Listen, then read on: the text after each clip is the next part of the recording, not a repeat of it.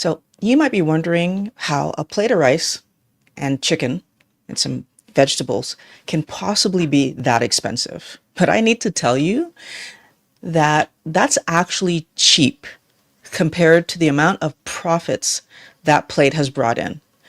Today we're talking about the low-fat diet. The diet that we've all been told is the healthiest way we could possibly eat. There's a lot of problems with that, Wellness Warrior. And we're going to walk through like 4 different ideas I have just to point this out to you. But I want to start with the simplest, most basic reason that this makes absolutely no sense. Hunger is the body asking us for fuel and building blocks, which is protein and fat. That's what the body's asking for. Every single time that you get hungry, that's what your body's asking for. For most of our history on this planet, protein and fat were the things that we didn't just chase because they ran away from us. We chased them because it's what our body wanted. It's what fuels us cleanly and builds us correctly. Without that, our body has problems. And that's the foundation. If you walk away with nothing else from this video, that piece of information, I want you to roll that around in your mind for the rest of the day. That protein, so animal protein, let me be very specific here, animal protein is what our body needs to build us. Animal fat, because every single cell, every one that makes up our body, head to toe, whether it's hair, nails, skin, anything, is made with animal protein and animal fat. So if that's the only thing that you walk away from today, just understand that's what we need to build ourselves properly. When we build with plant proteins and plant fats, our body is not built properly. Then we have all kinds of issues happen, whether it's internal health issues or even skin issues. I had calluses on my hands for years, struggling to understand why I had them. And this is before I started working out, which, by the way, I'm working out now and I don't have the level of calluses that I had when I wasn't working out. It was crazy. It was crazy. It did not make any sense to me. And then I took the plant oils out of my life. My hands, can you see that properly? Let me just try to put myself in focus. You see my hands? No calluses. No calluses. No peeling skin. All my rashes went away. Wellness Warrior. I'm starting with the most important one because I really want you guys to understand that what you eat determines how your body is built. Okay. I want us to also look at the fact that this diet plate that we've been eating for the last, I believe it's like 60 plus years now that we've been eating this diet plate, even though we've been on this planet for thousands of years eating meat, fish, poultry, and eggs as the thing we focused on. In the last 60 years, they've convinced us that this diet plate, which is low carbohydrate, no, it's not. It's high carbohydrate foods with very low protein, because rice, you're not getting enough protein to build and repair yourself with rice. And some of it is it's not in the right proportions for us to build ourselves properly. Fruits and vegetables, again, not getting the right amount. They have everything I'm gonna name right now, rice, so grains, fruits and vegetables, legumes, nuts and seeds, all these things have anti-nutrients in them that blocks our body from using the proteins, the fats, the minerals, the vitamins. It's one way or another, it blocks our body from being able to use what's even in these things, and it blocks our body from being able to use what's actually coming from the meat source as well. So not only are we not getting the benefit of the plants on our plate? But then we're not getting the benefit of the meat that we have on the side that, I mean, it's low fat, but whatever, we're going to get to that in a minute. Okay. So these plant proteins that they're so encouraging us to eat because they're healthier than animal proteins, A, do not come in the right proportions to be able to build and repair us properly. That's first of all. Protein is not the preferred fuel of the body. What that means is the same way that if I have a fireplace, technically I could throw my phone in the fireplace to burn. I could do that. I could throw my couch in the fireplace to burn.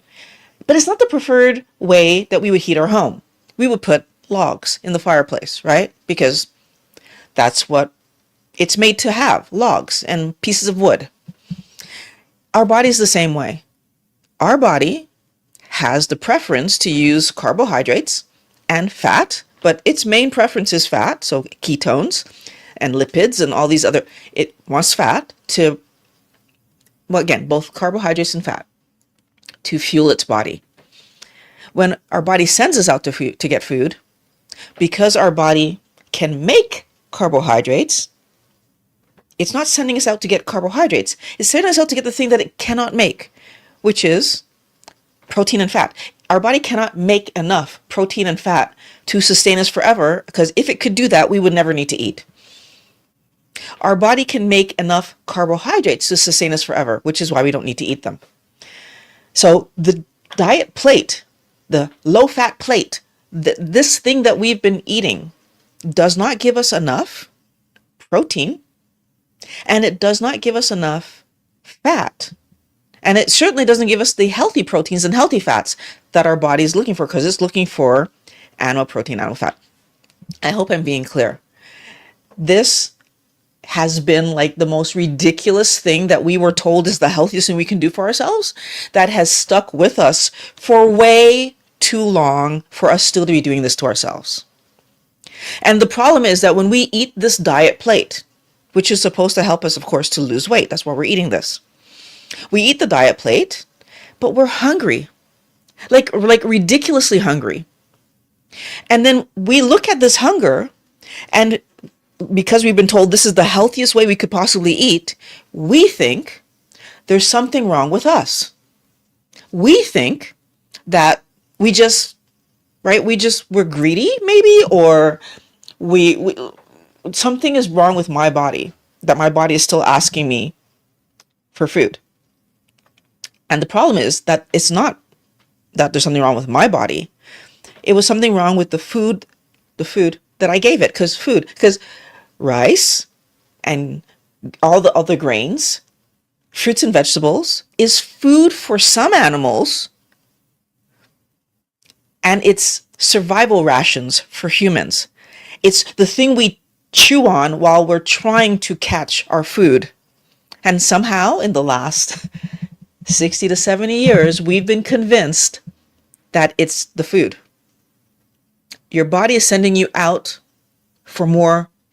Well, actually, your body's sending you out to get food, because even that lean piece of chicken, or that the leanest of lean cuts of beef that you could try to get, or the leanest of lean cut of whatever kind of meat or fish or poultry or whatever that you're pulling in, that lean piece of meat doesn't have the fat that your body's looking for. So even if let's imagine for a second that you're doing a carnivore diet, but only ever eat lean meat and only ever eat like processed protein powders, and will you find yourself extra hungry? Yeah, because your body needs protein and fat together to be able to do the repairs, to be able to build you correctly, to be able to energize you properly. All of these things are what's needed for our body to work properly. So this lean plate, this diet plate is not helping you. It is pushing you to be hungry all the time. And because you're hungry all the time, you end up snacking.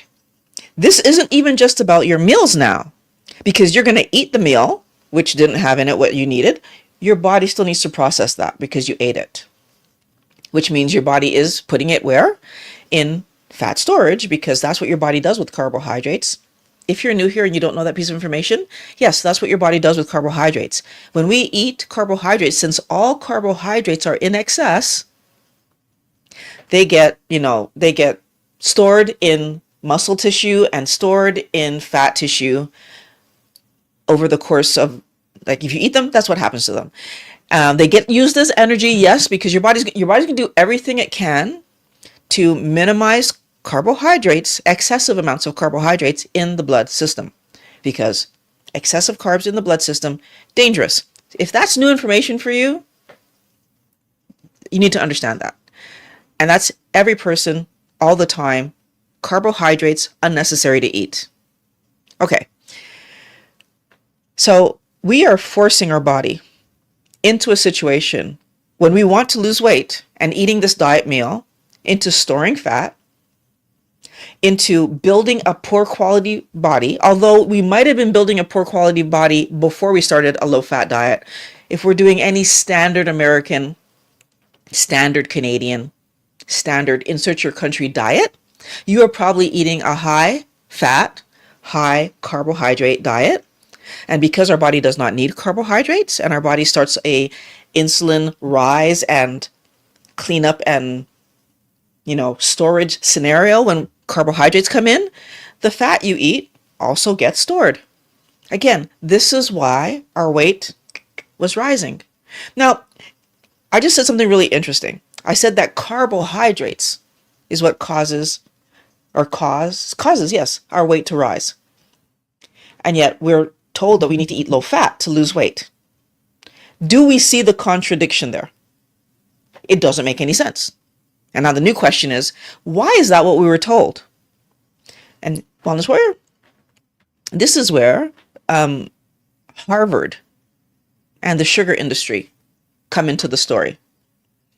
Apparently, Harvard scientists were paid by the sugar industry to blame fat for our weight rise rather than sugar. And what I find interesting about this, again, if we were to stop and pay attention to our history on this planet, our access to refined sugar, so I'm just going to talk about that for 5 seconds, because all of this problem happened in like 1965 when this problem happened. Our access to refined sugar doesn't go back like 100,000 years. It doesn't go back to when our brains grew to this size and we started to understand that we need to hunt animals, and right? When all of our system got translated into the system that we currently have that makes us super intelligent and very strong and, very able to, even though there are animals out there that are much stronger than us, we were able to think our way around them. And all of that brain happened because all scientists have, put this idea forward. This is not my idea. The idea that our brain development happened like this because we started to eat more meat with its accompanying fat. And that allowed our brain to grow and to develop and to become what it is today. And I mean, don't get me started on how I feel like people that eat junk food and drink a lot and intake other stupidities into their body lose their mind, and like by the time they're in their 50s are making no sense. That's a thing that I've been noticing more and more. I have people that I talk to, and it's a thing that's actually happening. But I want us to understand that around 1965, somehow two particular scientists actually decided to take the bribe from the sugar company and put out papers and try to convince the world that sugar was fine and fat was the problem, even though our history on the planet has shown us that eating fat was what got us to this point, and the whole eat sugar thing was new, and especially eat refined sugar, super new. The grain that, like, with the husk removed, like all the flour that we were eating new. Most of the vegetation on this planet is toxic to us. And now we're being made to believe, and even the vegetation that we eat is toxic to us. It's just we're eating the least toxic vegetation. And I said earlier, anti-nutrients on purpose. Every plant has some kind of anti-nutrient in it because it doesn't want to be eaten. It doesn't have teeth. It can't run away. How does it protect itself? With anti-nutrients. Yet somehow, this information is not given to us. And as a matter of fact, it's actively talked against. So they will tell you that there are phytonutrients in food when those phytonutrients are actually phytochemicals that impact the body poorly. That the phytochemical that might give what looks like one positive outcome might give 2 to infinity negative damages to the body. But we focus on that one positive outcome. Okay, so in 1965, the 2 Harvard scientists were paid, back in 1965, $6,500. Translated to today's money, that's $48,000, to write reviews blaming fat instead of sugar. Now, Wellness Warrior, I want you to stop right now and just think about something, because I don't know, and I cannot say for sure, that those scientists back then, those 2 scientists, would have known for sure that eating sugar would have led to the series of negative health outcomes that we end up living. Like, I can't say 100% for sure that those 2 scientists would have known that. The only reason I can't say that is because I've read some books more recently where doctors were acknowledging that they solved their own weight loss, so their weight issues, by understanding that, oh my God, carbohydrates is causing this. But they were already doctors when they figured this out. They were already in the medical or the science or the whatever fields when they figured it out, because there were some scientists that figured it out, some doctors that published about it. I'm talking about the ones who published about it, calling themselves out, slapping themselves on the hand that they were encouraging people to do a diet that was not healthy. Some of these people go back to the 1800s, because there's some that did it back then, and there's some that did it as recently as, 5, 10 years ago, calling themselves out as not having known that carbohydrates were the real problem. So I look at these 2 researchers and I'm saying, like, I don't believe that they knew the outcome. So all the medical no's that were going to hit us, because they were saying it's the fat, not the sugar. But I want you to consider, Wellness Warrior, that $48,000 is not that much money. It's a lot of money. So don't get me wrong. I don't have $48,000 to throw away. So I'm not saying that it's not life-changing money. I'm just saying, to know that what you're doing is going to negatively impact the health of even 100,000 people, even 100 people. I couldn't take $48,000 to negatively impact the health of one person. My morality would not let me do it.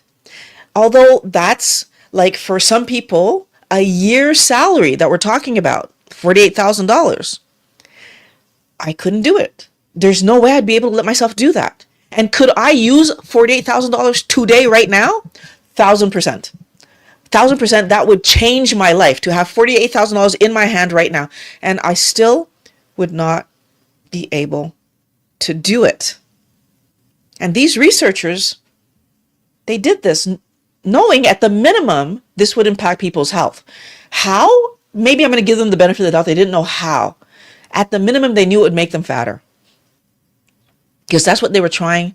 That was the data points that they were trying to manipulate at that point in time. That it was fat making people fat, not the sugar. At the minimum, they knew that there'd be men and women out there, their weight rising because of this data. They published it anyway. And believe it or not,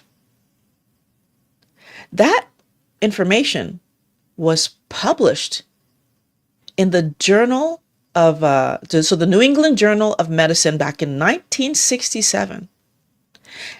And then one of those scientists, because obviously you publish something revolutionary, the government and all the big wigs are going to be looking at you. So Mark Hegstead, one of the two scientists that accepted the bribe, he later was brought in to help write the 1977 Federal Dietary Guidelines and ran the policy at the USDA. And that piece of information, that everything that this was being based on was a lie, was not unearthed until 2016. That's a long time. Can we understand that 1965 till 2016?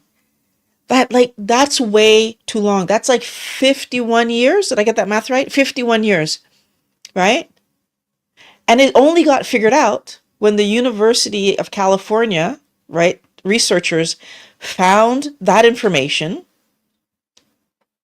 in internal documents.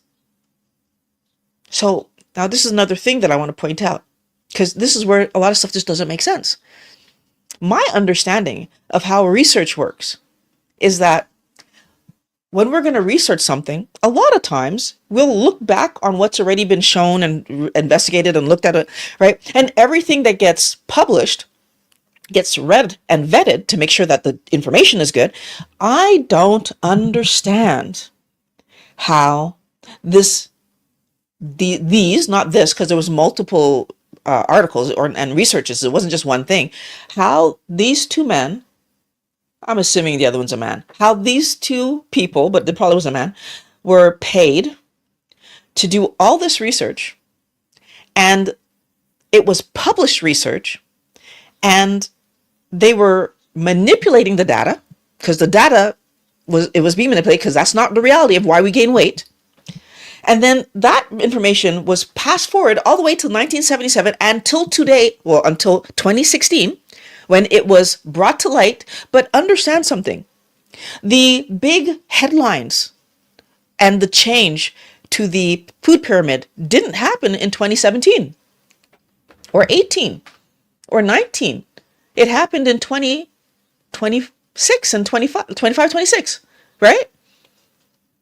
Why was there such a lag behind when we understood, first of all, when we figured out the lie, that was a lie, but even before that, all the other researchers who were doing research on this topic and were not getting the results that they got?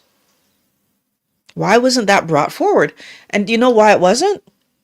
Because if you didn't get the results that they got, companies stepped in and people were shamed and accusations were thrown. And the one thing I want you to think about is, does any of that sound like it's about our health? No.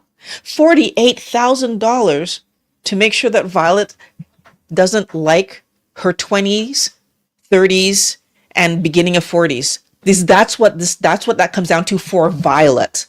My health was horrible between 23 and 46 because they wanted to make money off of what I eat.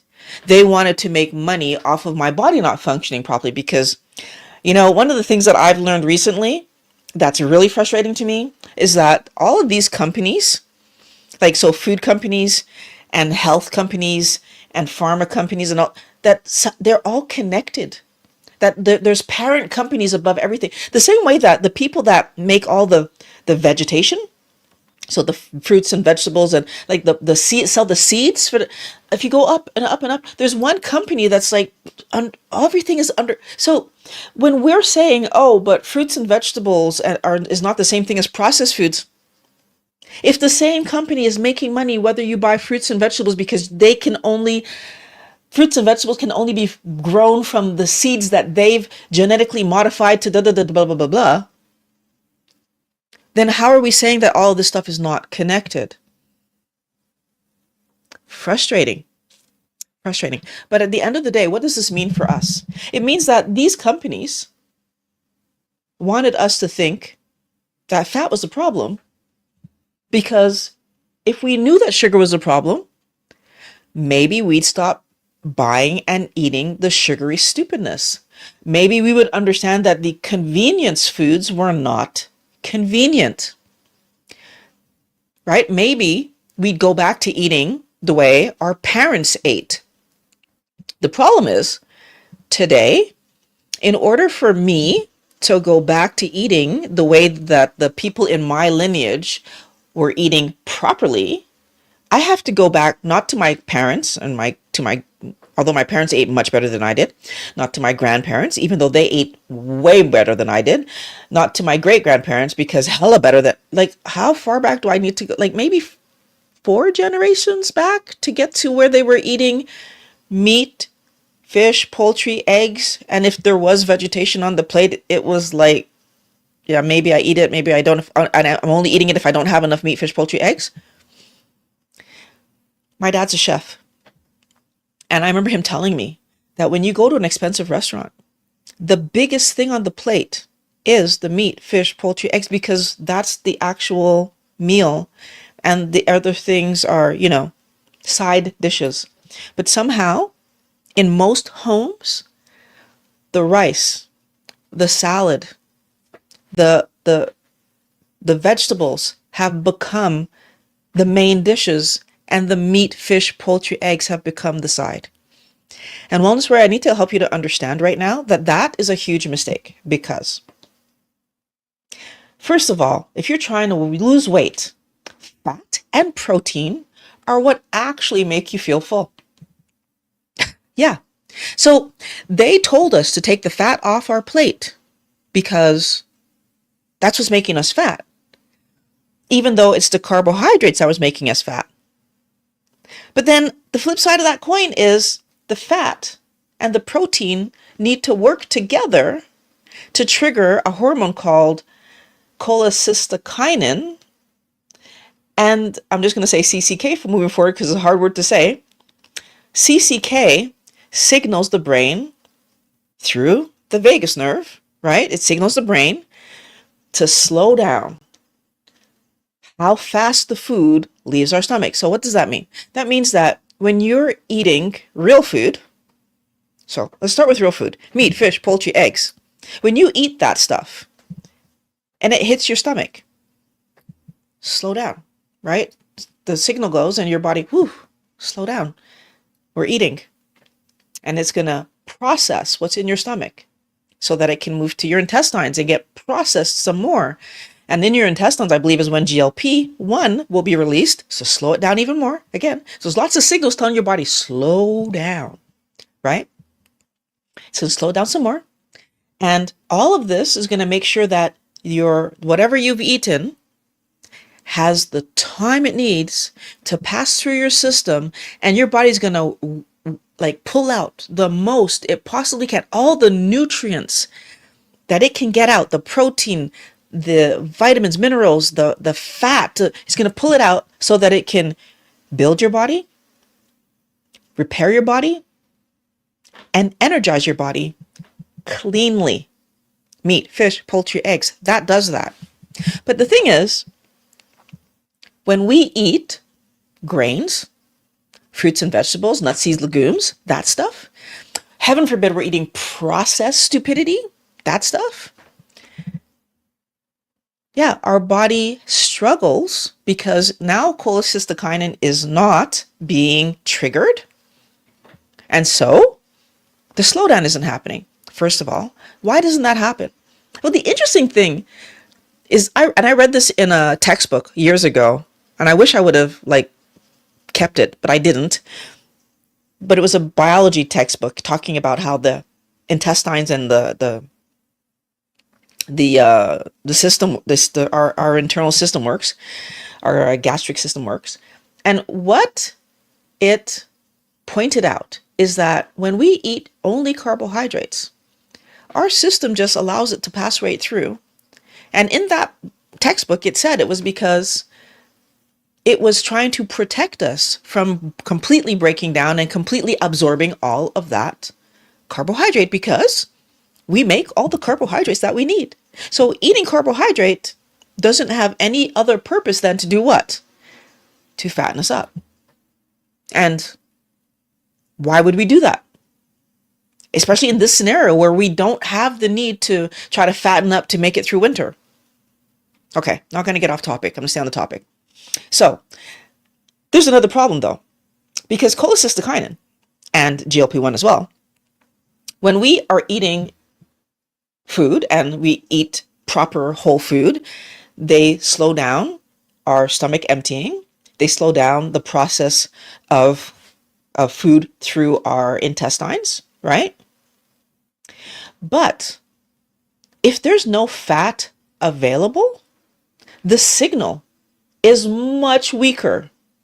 So even if there's protein available, when we eat lean meat, or when we eat protein bars or drink protein shakes where they've just given us one singular protein and they've removed the fat, we don't get the signal that tells our body to slow down.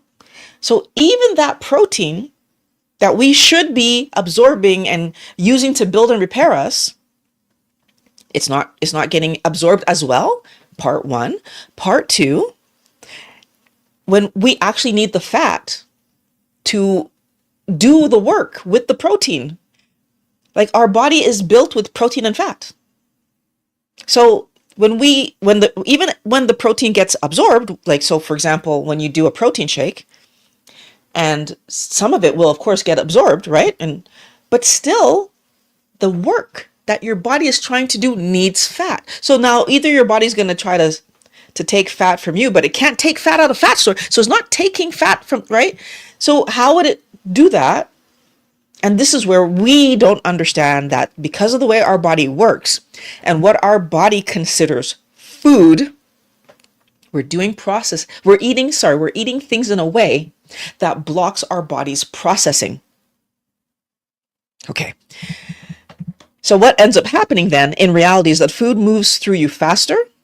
And if the food moves through you faster and you didn't absorb what your body wanted you to absorb, what do you think happens, Wellness Warrior? Your hunger comes back and signals you to do what? Can you please go bring me some food? Right? I've been waiting and waiting and waiting for the food, and the food hasn't arrived. And so what do? Well, we should go out and get some food, but what do? We snack. Again, we're back to that situation. We will eat a granola bar because it has low calories, or we're going to eat an apple because it has low calories, and your body doesn't care about calories. Your body cares about hormones. Your body cares about protein and fat. And because your body cares about hormones, you bring me to the fourth issue that we need to discuss. Insulin resistance makes fat react poorly in the body. So normally when we eat carbohydrates will trigger insulin spikes. But protein and fat will trigger normal insulin releases. A normal insulin release is necessary because not only does insulin help us to store fat and store sugar in cells and stuff like that, but insulin is also needed for our body to build and repair. Like, it's part of the process of it's constructive insulin, right?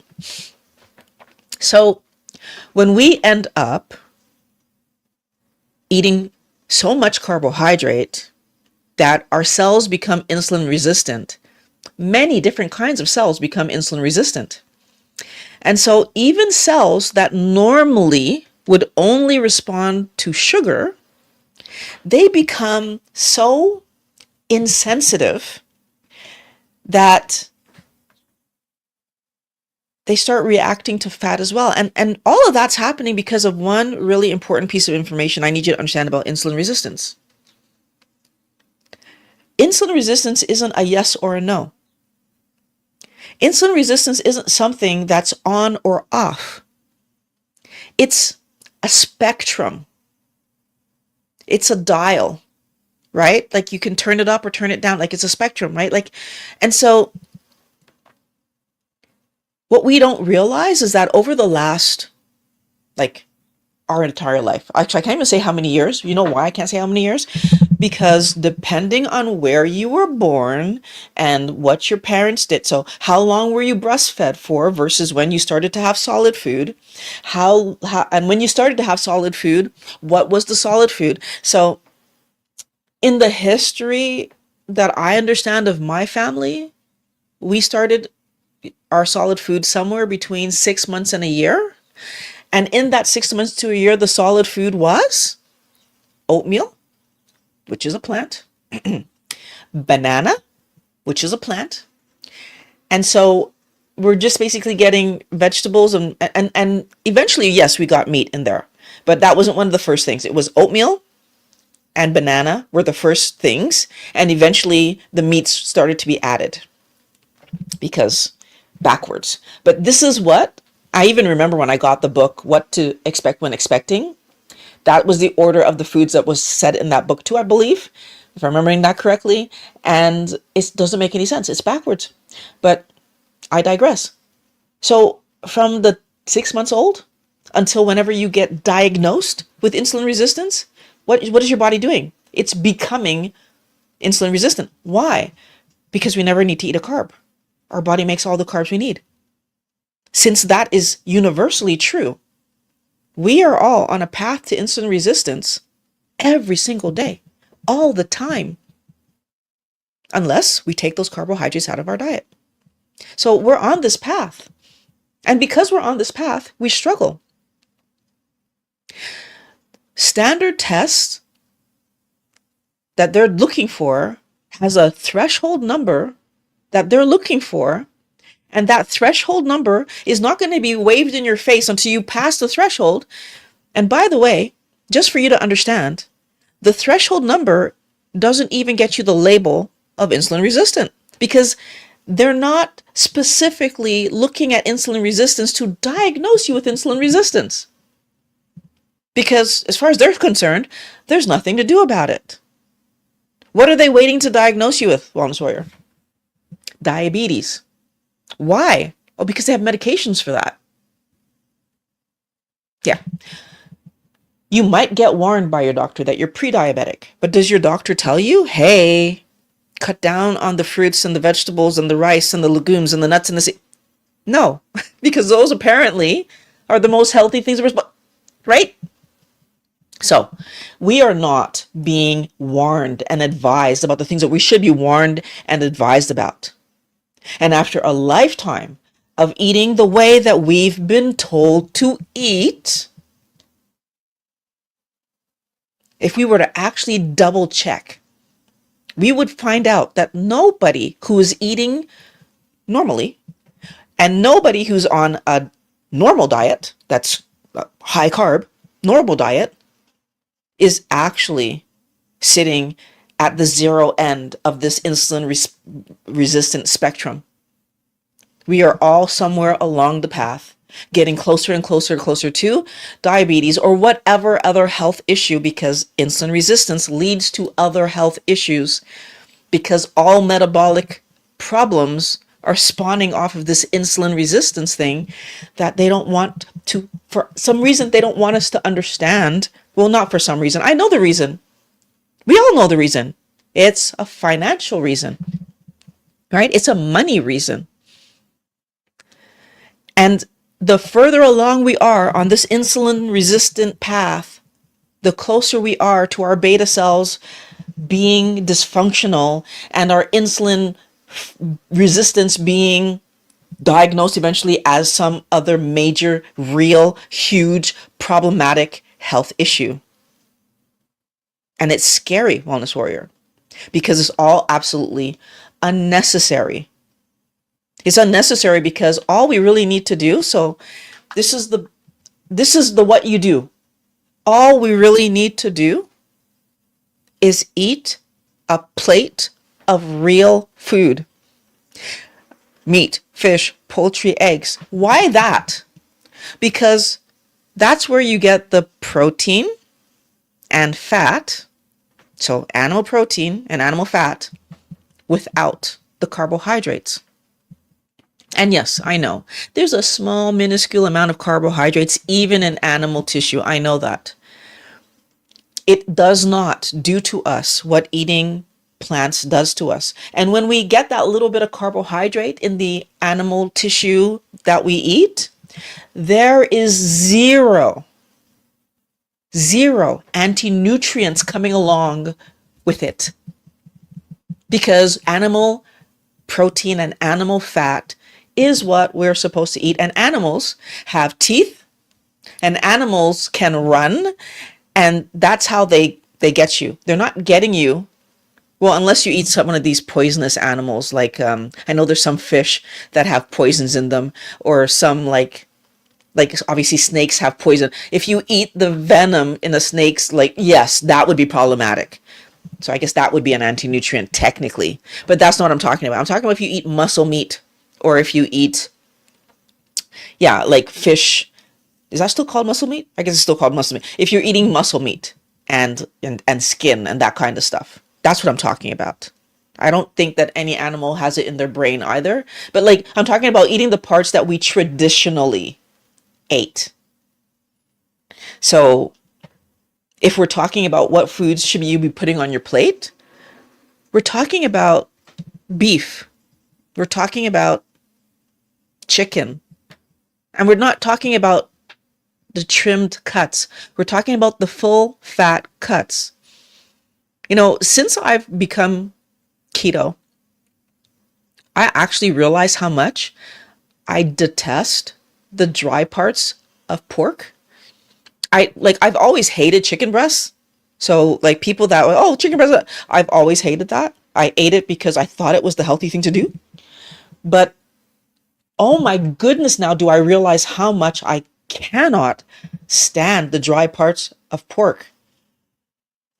And I mean, when your body is getting what it wants and needs, it's going to even point you more towards go for the juicy, fatty stuff, which is what I go for right now. If we're eating eggs, we should be eating the entire egg.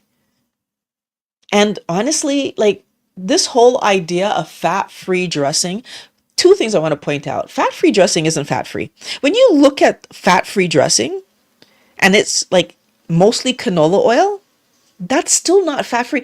The only reason that, I don't understand, let me just put it like that. I don't understand why people will buy a Thousand Island fat-free, or all these different fat-frees, and not realize that if the majority of what's in there is canola oil, then that's still fat. It got me. I'll tell you that I used to buy these fat-free salad dressings, not realizing the illogic that there's still fat in there. But now I'm going for this. What I didn't know was that I was ingesting an oil that was inflammatory. And again, I could go on so many tangents with every one of these points I'm trying to make, and I'm not going to. I'm trying to keep myself on target here. But there's so much BS that they put into this diet culture stupidity that they've had us chasing for 60 years, that actually kept us chasing food, right? Because we were hungry all the damn time, not understanding that we're hungry all the time because we're not actually feeding our body something that our body can use appropriately. Our weight continues to rise. And for every little bit of pound or two that we can force off, it comes back. And we don't understand that it's all happening because the baseline understanding And the baseline data, I should say, that we were given was incorrect. It's just wrong. This is not what is going to help you to lose weight. And until we really just understand that and actually focus ourselves on the things that will help us to lose weight and to get our health back and to be healthy, and all of that has to do with eating the right food, we're going to be stuck. Now, the other thing that you need to do immediately, if you really want to do this properly, you want to get to a place eventually where you're not eating carbs at all. However, that's not today. If you are eating a standard diet, that's not today. Because I learned from Sally Norton and Georgia Ede that it is not a good idea to go from, or actually I've never worked from Sally Norton. Actually, I don't think that was the Georgia thing, but Sally definitely helped me to understand that going from eating carbs to eating no carbs can cause oxalate dumping. And oxalate dumping, not a good thing, right? It's not good for your health. What we want to do is we want to slowly, we want to get to 20 grams of carbs per day as fast as possible. But then once you're there, stay there for, a few months to a year. Make sure that you're really good on it. Make sure that you feel good. Make sure that, again, that no oxalate dumping did happen even with that drop down to 20. Mostly I've heard that most people can do the drop to 20 and be fine. But I want to make sure that you guys do this successfully. My whole point of having these conversations with you is for you to be healthy. And that's why I talk about everything in detail the way that I do, because I want you to have all the information you need to make your best decision. My goal, I've said it so many times, I want to know with reality that I have helped 1,000 people, not only to start and do keto and lose weight, but to do keto in a healthy way that they feel that they understand it properly and can do it forever, and their problems never come back. That is what I want. I want your problems to never come back. I'm 8 years eating this, I'm carnivore now, but eating healthy food only, and I feel amazing. And none of my problems have come back. To my surprise, more and more problems just keep falling away from me. Things that I never thought that were going to leave me have left. Wellness Warrior, the goal is for you to understand what I'm saying to you right now and then implement what we're talking about so that forever, you can walk forward in life and be fine. And the best way to do that is what I'm doing right now. I'm helping you to understand not just what to eat. Why is this what you should be eating? What is my body actually trying to accomplish? Because without that data point, we're going to go back to eating the junk as soon as we get to our goal weight. And I'll be honest with you, it frustrates me that there's a lot of channels that I respected, past tense, but I realize that part of their spiel is giving you 90%, 80% of the information so that you would mess up and then you would need them forever.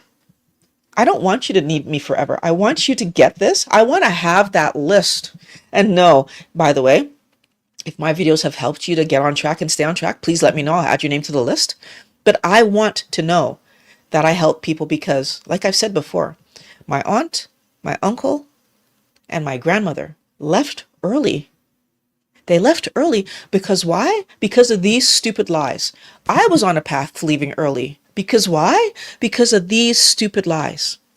So I want to know that I think 1,000 people, I didn't get to help them. If I can help 1,000 people, I think that will make me feel like I did something in their honor.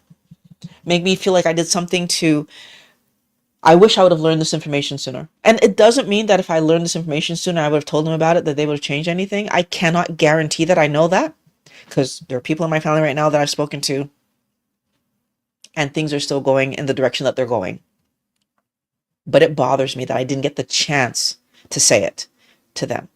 So getting the carbs off your plate eventually, hopefully, is a long-term goal. But for right now, The biggest thing that you want to do is get at least yourself down to 20 grams of carbs or less, right? Like the lower under 20 you can be, the better.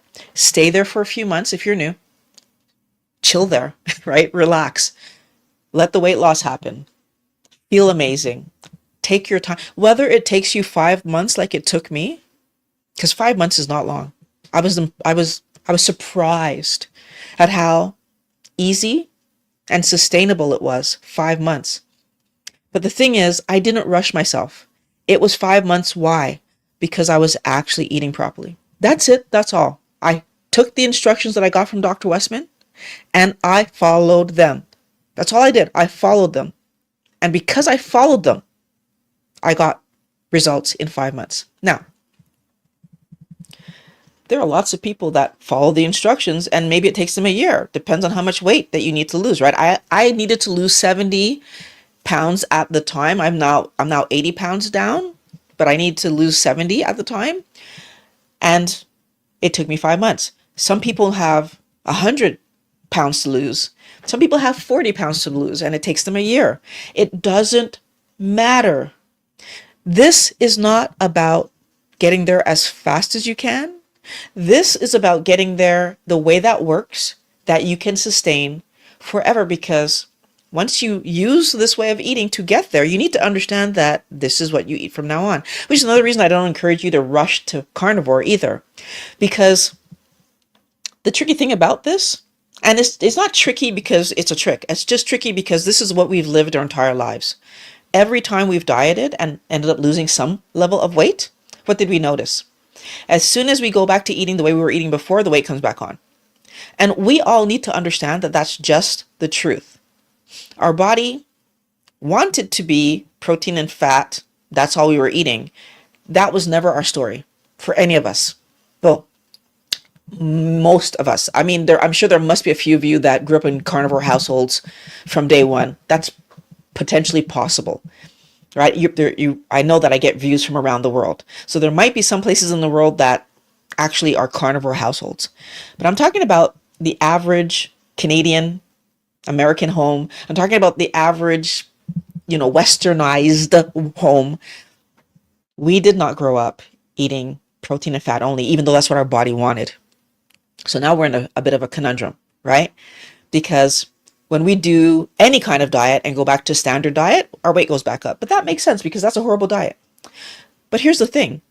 If I even do low carb and I don't get all the way down to keto and I lose a good amount of weight and I feel amazing, but then I start allowing more carbs. So I go from 120 back to 200. Guess what's going to happen? My weight is going to rise. We need to understand that that's just reality. If my body got results at 120, but I go back to 200 grams of carbs, then of course the weight gain is going to start happening again. And it's the same thing that if I was low carb and I go down to keto, even though I had reached all my what I wanted to reach and I was fine there. Yes, at 120 over the long term, will you end up possibly gaining weight? Like over the long term? Likely, that's true. Likely. Here's the thing. If I'm at 120 and I'm feeling good and I'm at goal weight and I start working out and I start doing all the good behaviors, could I slowly over time go from 120 to 100 and then live my life there for a little while and then go from 100 to 80? Right? Sure, we could. Now, if I decide that I was low carb and maybe I didn't get down to the weight I wanted to get down to, even though my body stopped me at a good place. So let's say I thought I had 20 pounds to lose, but my body is like, yeah, we're good here. And I decide to do keto. So from 120 down to keto numbers to force that weight loss. And honestly, Wellness Warrior, I'm telling you right now, I do believe keto is the place to be. Minimum. I'm just using this as the example because I want you to see something. When I get myself down to 20 and the weight loss happens because that's where my body wanted me to be. And as Dr. Westman said, that's where most people actually need to be. at 120 at 20 grams of carbs or less, and my body now is doing amazing, and I'm at the weight that I wanted to be at, and then I decide, but I don't want to live keto forever. You know what I've just done? Yeah. I go back now to a little bit higher, and what's my body going to do? It's going to start gaining weight. Why? Because we need to understand that our body wants what? Protein and fat. You just brought it down to a place, even though there's still carbohydrate coming in, that's better than what it was before. But the damage that was inside of us is still there. The ability to put on weight, because those fat cells are still there, is still there. And so, yeah, as soon as you go back to eating normally, or even go back to eating low carb rather than staying keto, weight comes back on. And Wellness Warrior, the same thing happens if you go from keto to carnivore and then back to keto. The weight comes back on. This is why I tell people, do not rush. If you are happy with your results at low carb, stay there. I think that over time, when you see the benefit that your body's getting and realize that, so I didn't go straight from keto to carnivore in a few days. It took 6 years before I decided to go to carnivore, and 2 years before that. So it took 4 years before I really started to realize that the foods that I was eating, so those vegetables that I was eating, were wasting my time. For the 2 years before I went carnivore, the only vegetation I ate was olives, avocado, and a salad every other week. So I would have one serving of avocado a week, one serving of olives a week, and every other week I would have salad. And I said one serving. I meant one meal. One meal with that in on the side as a side dish. Wellness Warrior. I took my time. I made sure that I was ready for it. Why? Because I understood that there's no going back. Once you do it, you've done it. And your body you can't just bring that stuff back. So I want us to understand that we want our body to function correctly. And that means our insulin needs to work properly. So we want our beta cells, we want all the insulin responsive cells to be responding correctly.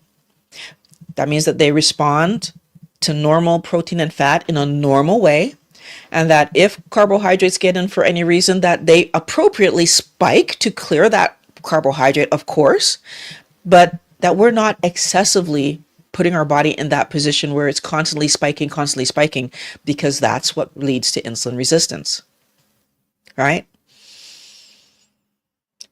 We're going to be making plates rather than making this ridiculous low-fat diet plate.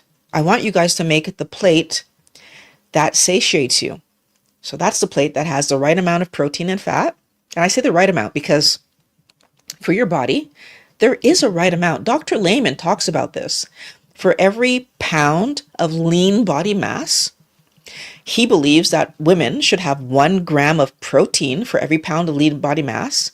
And if they work out, it should be 1.5. And he said that for men, they should start at 1.5. And if they work out, it should be like 2.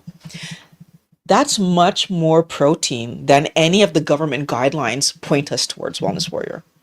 Again, there's so much in this, and I can't go over everything in one live stream, but I want to answer your questions, and I want to work through with you any questions about what I'm saying right now, because I want you to succeed. And please let me know in the comments and in the chat if I've helped you so I can add your name to my list. I would really love that.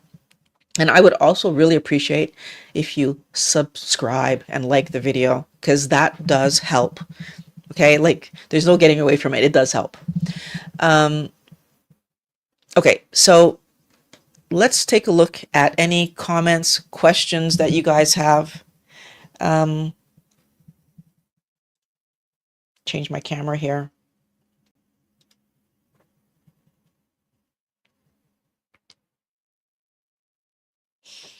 Let's see. Okay. So, Wellness Warriors. As first of all, I want to say hello to everybody who's here. If you want to throw a quick hi, I see Pat's here. Hi, Pat. Hope you're doing well. I really hope everyone's doing well too. Thank you for asking that question, Pat. Let's see.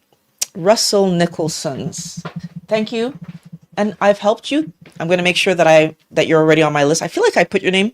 I feel like you've said that before, but if it's not, I'll make sure that you're on my list, Russell. Thank you so much.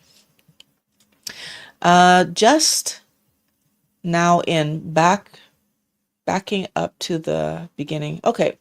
So one day very soon was just joining us at 11:52. So I hope that what I've said so far, just one day soon, was good for you. And if you have questions, you can always ask me as you get closer to this point in the video.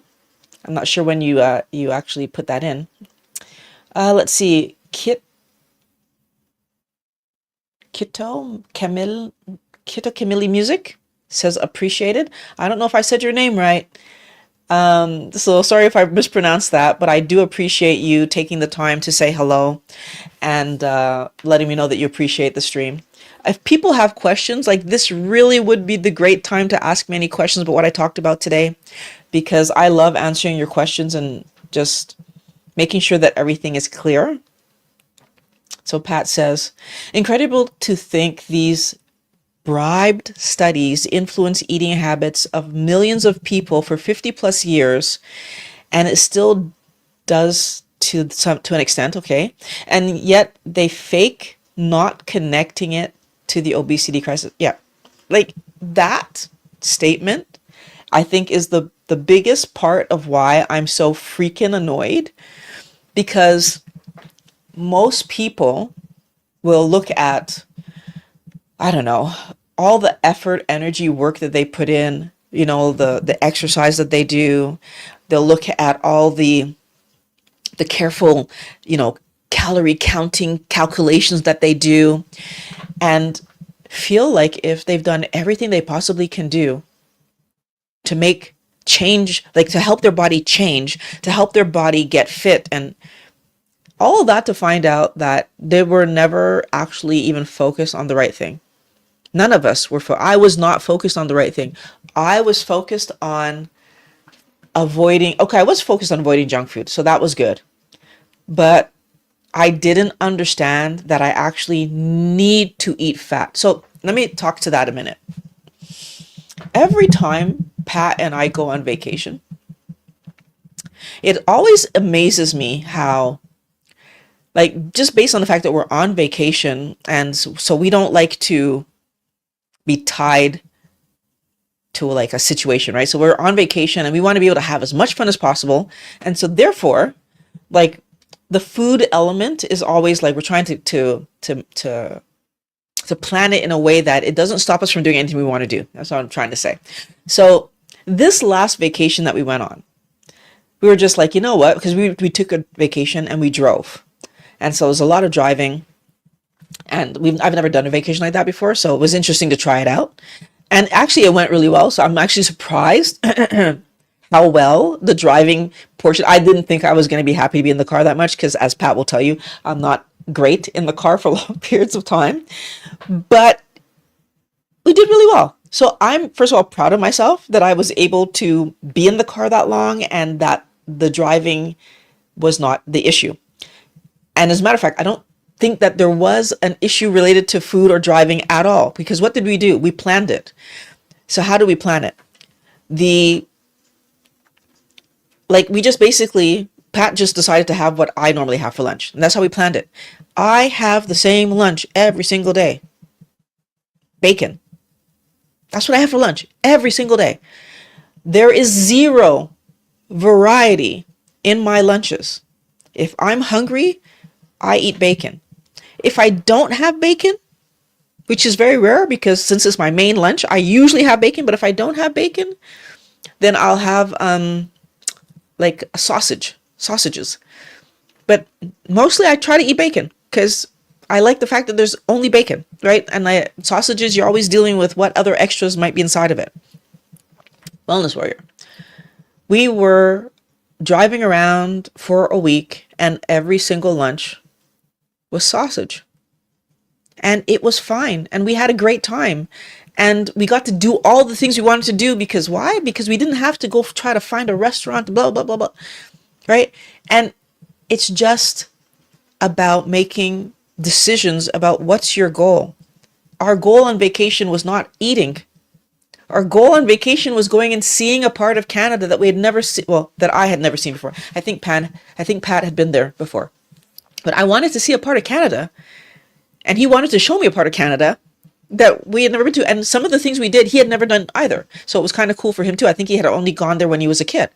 So we got to go and do things and see things. And it was a fun, amazing trip.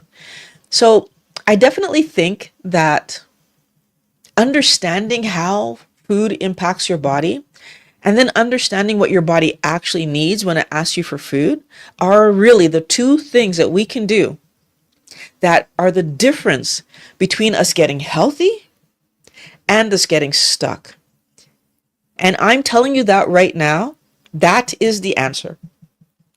Point final. I understand that some people have a hard time sticking to that.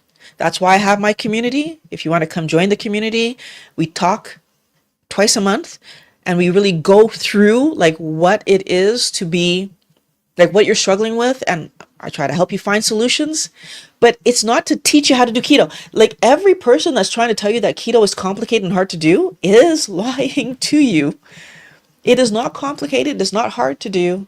It's about figuring out all the other stuff that's around it. It's about understanding why you fall out. It's about understanding how they trip us. It's about understanding that even that some keto and carnivore people, so proponents, channels, whatever you want to call them, influencers, like myself, some of them have ulterior motives where they keep putting things in front of you that take you off the path so that you need them. I don't want you to have to need me. I'm more than willing to help you because I want you to get out there and have your results and live your life. And I honestly believe that if I help you, you'll tell people, go see Violet. She'll help you. And I can help them too. I don't need to keep you trapped in a system. I want to help as many people as I can.